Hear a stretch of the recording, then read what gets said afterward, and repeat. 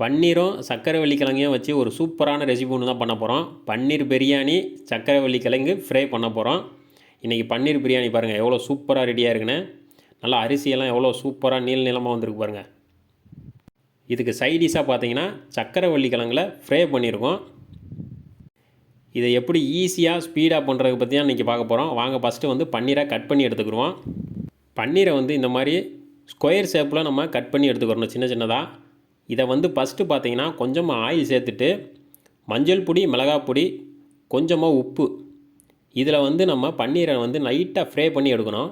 ஏன்னா நம்ம பிரியாணியில் அப்படியே டேரெக்டாக சேர்க்கும் போது பன்னீரில் வந்து மசாலா பிடிக்காது. பன்னீரை இந்த மாதிரி ஃபஸ்ட்டே ஃப்ரை பண்ணி எடுக்கிறதுனால மசாலா நல்லா பிடிக்கும். நம்ம சாப்பிட்றதுக்கு நல்லா கார சாரமாக இருக்குங்க. நம்மளுக்கு சூப்பராக ரெடி ஆகிடுச்சு. இதை தனியாக எடுத்து வச்சுக்கலாம். இப்போ கொஞ்சமாக எண்ணெய் சேர்த்துட்டு பட்டை, கிராம்பு, ஏலக்காய், அன்னாச்சி பூ, பிரியாணி இலை இதெல்லாம் சேர்த்து நல்லா புரிஞ்சு வந்ததுக்கப்புறம் நம்ம 10 முந்திரி, ஒரு 2 சின்ன வெங்காயம் கட் பண்ணி வச்சுருக்கோம் மீடியம் சைஸில், அதையும் சேர்த்து நல்லா வதக்குவோம். வெங்காயம் கோல்டன் ப்ரௌன் கலர் வர வரைக்கும் நல்லா மெதுவாக பொறுமையாக வதக்கணும். இது கூடயே 2 மிளகாவையும் சேர்த்து நல்லா வதக்கிடலாம். கொத்தமல்லி, புதினா இது ரெண்டையும் சின்ன சின்னதாக கட் பண்ணி வச்சுருக்கோம், அதை சேர்த்துக்கலாம். அதை ஆயிலே சேர்த்து வதக்கும் போது நல்லா வாசம் கமகமானு வருங்க. இப்போ ஆயிலே பார்த்தீங்கன்னா கொஞ்சமாக மிளகாய் பொடி சேர்த்து அதையும் நல்லா கலந்து விடுவோம். அதான் நம்மளுக்கு பிரியாணி நல்லா கலர் கிடைக்கும்.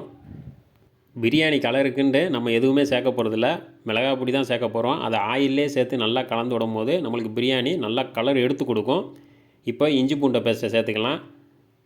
ஒரு 2 நிமிஷம் நல்லா வதக்கணும். இஞ்சி பூண்டு பேஸ்ட்டை நல்லா வதக்கும் போது தான் நம்மளுக்கு பிரியாணி வாசம் நல்லா கமகமகமன்னு வரும். 2 தக்காளி சின்ன சின்னதாக கட் பண்ணி வச்சுருக்கோம், அதை சேர்த்துக்கலாம். அது கூடயே கொஞ்சமாக தயிர், அப்புறம் உப்பு இதையும் சேர்த்து நல்லா தக்காளி மசிஞ்சு வர அளவுக்கு நல்லா வதக்கிடணுங்க. தக்காளி நல்லா மசிஞ்சு வந்ததுக்கப்புறம் தான் நம்ம தண்ணி சேர்க்கணும். தயிர் கொஞ்சம் கம்மியாகவே சேர்த்துக்கிறணும், ஏன்னா தக்காளி நம்ம சேர்க்குறோம் ரொம்ப அப்புறம் புளிக்கும். அதனால தான் ஒரு 3 நிமிஷமாவது நல்லா வதக்கினா தான் நம்மளுக்கு தக்காளி நல்லா மசிஞ்சு வரும். நல்லா பார்த்தீங்கன்னா இந்த டயத்தில் நல்லா மசிஞ்சு வந்துடுச்சு. இப்போது பட்டாணி, பச்சை பட்டாணி வச்சுருக்கோம், அதையும் சேர்த்து நல்லா கலந்து விட்ருவோம். பன்னீர் பிரியாணியில் ப்ளைனாக இருக்கிறதுக்கு இந்த மாதிரி கொஞ்சமாக பட்டாணி சேர்த்து நம்ம செய்யும் போது அதோட டேஸ்ட்டு பார்த்திங்கன்னா நல்லாவும் இருக்கும். அதுவும் சாப்பிட்றதுக்கும் சூப்பராக இருக்குங்க. அதனால தான் நம்ம கொஞ்சமாக பட்டாணி சேர்த்துருக்கோம். இப்போ பார்த்தீங்கன்னா தக்காளி எல்லாம் மசிஞ்சு நல்லா வந்துடுச்சு. இப்போது கொஞ்சமாக கரம் மசாலா ஒரு 1/2 ஸ்பூன் நம்ம சேர்த்துருக்கோம், அதையும் நல்லா கலந்து விட்ருவோம். இப்போ தண்ணி சேர்த்துக்கலாம். 1க்கு 2 தண்ணி சேர்த்துட்டு நல்லா கொதிக்க விடணும் மசாலாவை. ஒரு 10 நிமிஷத்துக்கு அப்படியே சிம்லேயே வச்சு அப்படியே விட்டுறணுங்க. ஒரு 10 நிமிஷம் கழித்து நம்ம அரிசியை சேர்த்துக்கலாம். ஏன்னா மசாலா நல்லா ரெடியாகி வந்தால் தான் நம்மளுக்கு பிரியாணி நல்லா டேஸ்ட்டாக வரும். ஒரு 10 நிமிஷமாக மசாலா வந்து கொதிச்சிட்டு இருந்திருக்கு. இப்போ இந்த டயத்தில் நம்ம அரிசியை சேர்த்துக்கலாம். அரிசியை சேர்த்துட்டு நல்லா கலந்து விட்ருவோம். அரிசி 3/4 மணி நேரம் நல்லா ஊறிருக்கு. இப்போ இது கூடயே நம்ம அந்த பன்னீரையும் சேர்த்து நல்லா கலந்து விட்ருவோம். ஒரு தட்டு போட்டு மூடிடுவோம். மூடிட்டு நல்லா கொதித்து வரட்டும். கொத்தமல்லி, புதினா அதை வந்து அந்த டயத்தில் நம்ம கொஞ்சமாக சேர்த்துக்கிறணும். சேர்க்கும் போது வாசம் நல்லா பிரியாணிக்கு எடுத்து கொடுக்கும். இப்போ நம்ம கொஞ்சமாக கொத்தமல்லி, புதினா சேர்த்துக்கலாம். சேர்த்து விட்டுட்டு நல்லா தண்ணியும் அரிசியும் நல்லா ஈக்குவலாக வரட்டும். அப்போ தம்மு போட்டால் தான் நம்மளுக்கு கரெக்டாக வரும், அரிசி குலையாமல் இருக்கும். இப்போ நல்லா கலந்து விட்டுக்கிட்டே இருப்போம்.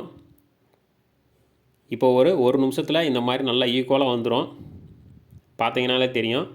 இந்த டயத்தில் வந்து நம்ம ஒரு வாழை இலையை மேலாப்பில் வச்சு தம் போட்டுடலாம். 7 நிமிஷத்துக்கு அப்படியே தட்டு போட்டு மூடிடலாம். அதுக்கப்புறம் நம்ம திறந்து பார்ப்போம். சிம்மில் வச்சிடணும் அடுப்பை. அதான் நம்மளுக்கு வந்து அரிசி மெதுவாக வெந்து நல்லா சூப்பராக நீளமாக வரும்.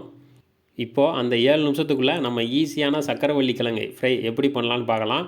கொஞ்சமாக எண்ணெய் சேர்த்துட்டு மஞ்சள் தூள், மிளகாத்தூள், காரம் நம்மளுக்கு எவ்வளோ வேணுமோ அந்தளவுக்கு நம்ம மிளகாத்தூள் சேர்த்துக்கலாம்.